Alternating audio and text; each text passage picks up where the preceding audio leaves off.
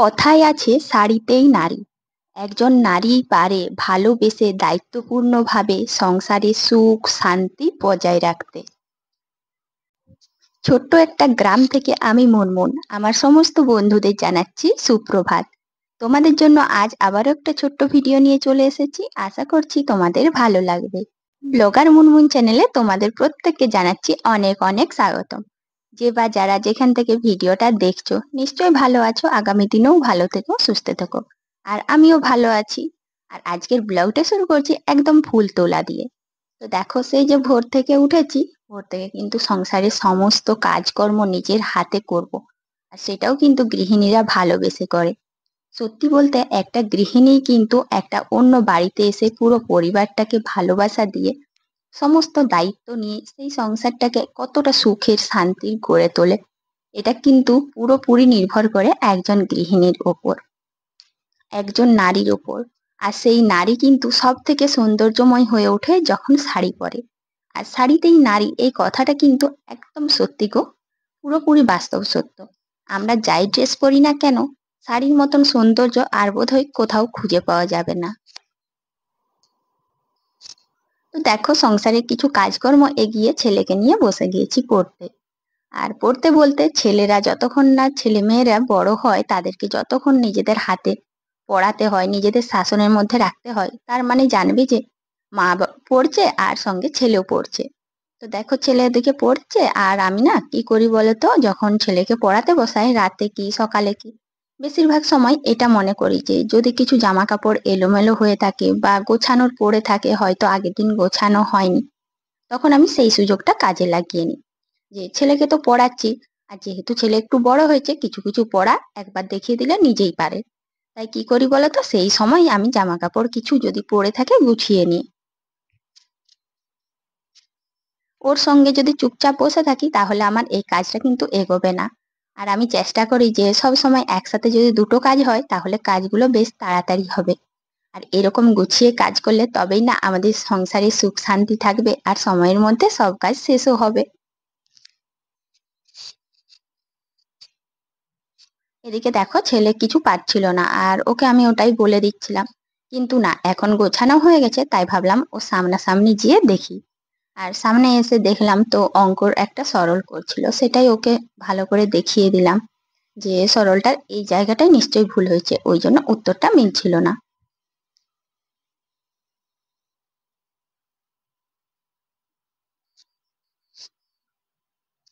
পরিবারে যতই আমরা কাজ করি কেন, মানে যাই করি না কেন, খাবার দাবার এটা কিন্তু কখনোই কোনো পরিস্থিতিতেই আটকাবে না। আর তাই দেখো, সকালে কিন্তু জল খাবারে করে নিচ্ছি মুগ সিদ্ধ।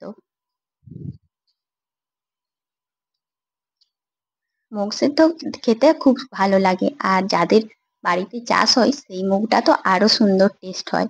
তবে এটা কেনা, আর আমাদের বাড়িতে না মুগ সিদ্ধটাও বেশি করা হয়, এই কারণেই হয় যে মানে বাড়িতে দুজন খাবে আলুর জিনিস আর দুজন খাবে অন্যান্য জিনিস। মানে যাদের সুগার আছে তারা তো আলু খাবে না, তাই এটা মাথায় রেখে আমি যেন বেশিরভাগ দিন মুগ সেদ্ধই করি, যে মুগ সেদ্ধটা হলে সবাই খেতে পারবে। আর সঙ্গে ওই যে একটা দুটো আলু মিশিয়ে দিই, একটা দুটো আলু মেশালে কিছু নেই, তো ওগুলো আমি ছেলে খাই।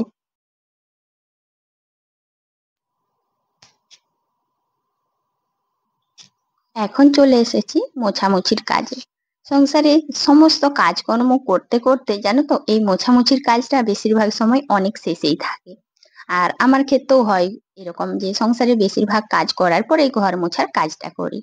তো কেন জানি না, এখনকার দিনে জানো, আগে কাচা ধোয়া তারপরে ঘর মোছা। আর অনেক সময় তো সব কাজের আগেই কাচা ধোয়া করি। তো আমাদের গ্রামের বাড়ি, এখান ওখান অনেক জায়গা থাকে, হয়তো ঠিকঠাক ভাবে এতটাই পরিপাটিপূর্ণ নাও হতে পারে, কিন্তু ঘর বাড়ি অনেক তো, মানে অনেকেই থাকতো, সেই জন্য যেন ঘরগুলো ঠিকঠাক রাখার জন্য প্রতিদিনই ঘর মুছতে হয়। আজকে আমার চ্যানেলে যারা নতুন এসেছো, যদি আমার ভিডিও ভালো লাগে পুরোটা দেখো আগে, যদি ভালো লাগে তাহলে অবশ্যই কিন্তু একটা কমেন্ট করে জানিও আর পাশে থেকো।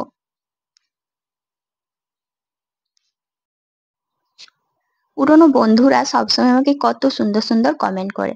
সত্যি বলতে কি বলতো, এই ইউটিউব চ্যানেল খোলার পর কিছু কিছু মানুষের কাছ থেকে অনেক ভালোবাসা পেয়েছি, জানো তো, যুগের পরিবর্তনের সাথে সাথে অনেক কিছুই পরিবর্তন। এই যে আগে যখন বিয়ের পর এসেছিলাম, কি সুন্দর ঝুঁকে ঝুঁকে ঘর পরিষ্কার করতাম, মানে মোছামুছির কাজ। আর এখন ওই মোছাটার জন্য জানো আর মানে ঝুঁকে ঝুঁকে পরিষ্কার করতে, মোছামুছি করতে একদমই ভালো লাগে না। তো ওই মোছার ডান্ডাটার জন্য অনেক সুবিধে হয়। আর প্রতিদিন সময় একটু পেলেও আমি মোছামুছির কাজ করে নিই। এখন দেখো রোদ, কি পরিমাণ রোদ উঠেছে, তাই ভাবলাম যে এই চটবস্তাগুলো একটু রোদে দিয়ে দিই। আর ওদিকে কালকের কিছু জামা কাপড় এখনো ভেজা রয়েছে, মিলেছিলাম, তো এদিকে দেখি একটা গরু ঢুকে গিয়েছে।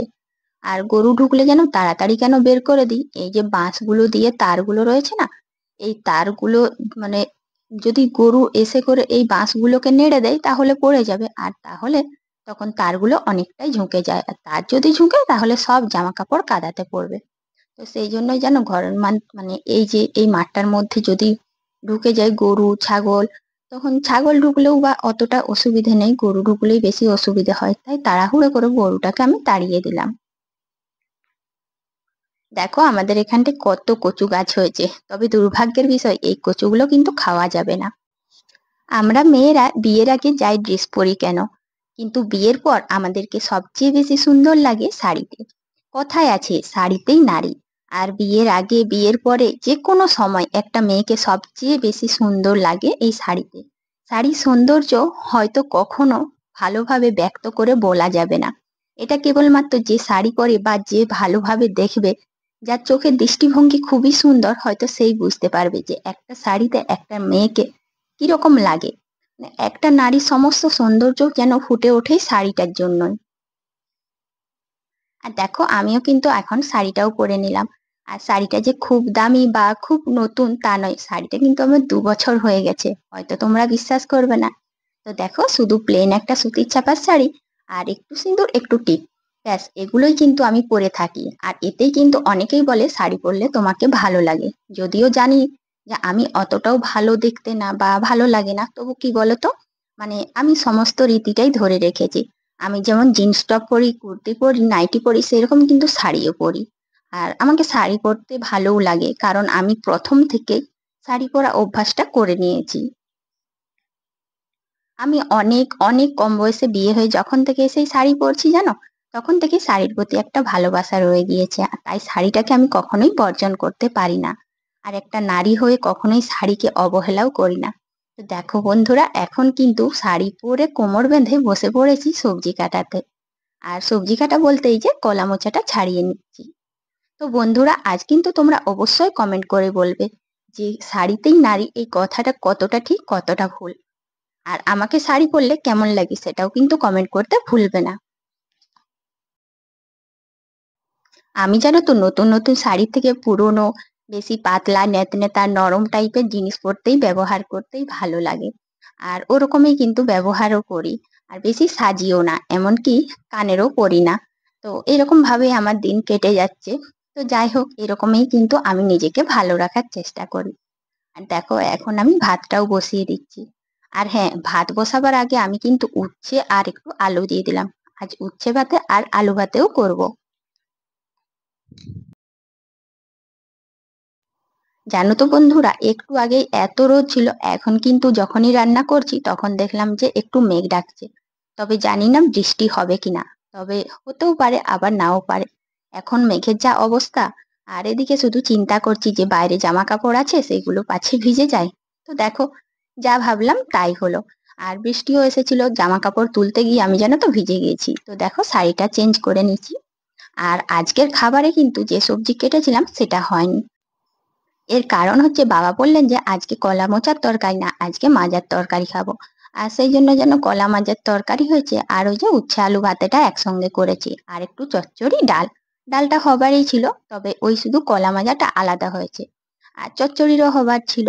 তো কি বলতো, আমরা না সবসময় এটাই ভাবি, বাড়ির গৃহিণীরা, যে পরিবারের যারা বড় রয়েছে গুরুজন রয়েছে তাদের কথা শুনে চলবো, তারা যেটা চাই সেটাই করার চেষ্টা করব। মোট কথা তাদেরকে হাসি খুশি রাখলেই যেন আমাদের সংসারে সুখ শান্তি থাকবে। তো দেখো খাওয়া দাওয়ার পরে যে জামা কাপড় কিছু ছিল এইগুলো না গুছিয়ে নিচ্ছি, এইগুলো আলমারিতে তুলে দেব। তো বন্ধুরা, আজকের এই ছোট্ট ভিডিওটা তোমাদের কেমন লাগলো অবশ্যই কিন্তু কমেন্ট করে জানাবে। জানো তো কিছু কিছু জামা কাপড় যদি আলমারি থেকে বেরোয় কোনোভাবেই আর সেগুলো ঢোকানো হয়নি। তাই ভাবলাম যে কাঁচা ধোয়া হয়ে গেছে, বেকার কেন ময়লা হবে, তাই এগুলো এখন আলমারিতে ঢুকিয়ে দিচ্ছি। তো টাটা, কাল দেখা